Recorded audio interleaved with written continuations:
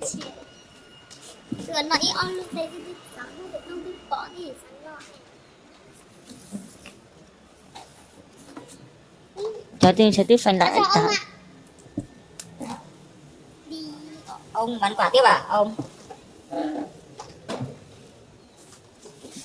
Lần một. Rồi của bác xong rồi bác ơi. Giờ xong rồi cân. Có nặng không ấy? Nặng. Quả này sao to thế nhỉ? Ông đẹp thế này. Nhà. Hả? Ông làm đâu đẹp thế? Đẹp như cái 18 ấy.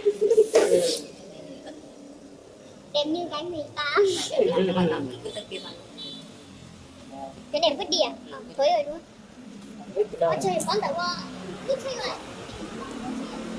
À, trên này đúng không?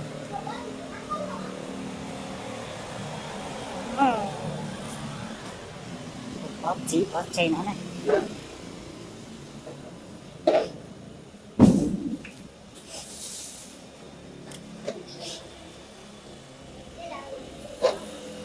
Có nặng không đấy?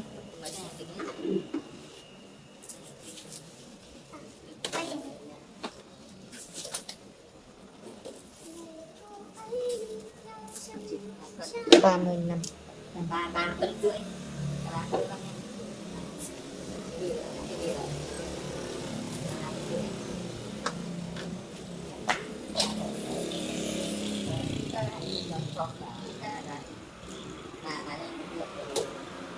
Cho 4 cái. Cây nó làm rồi thế nhỉ? Rất rõ.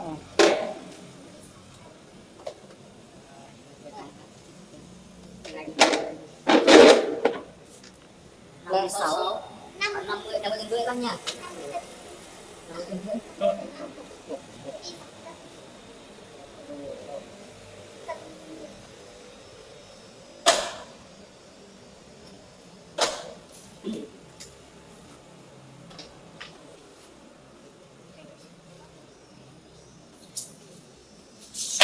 Cái này nó nhiều quả nhỉ, nhiều hàm nhỉ.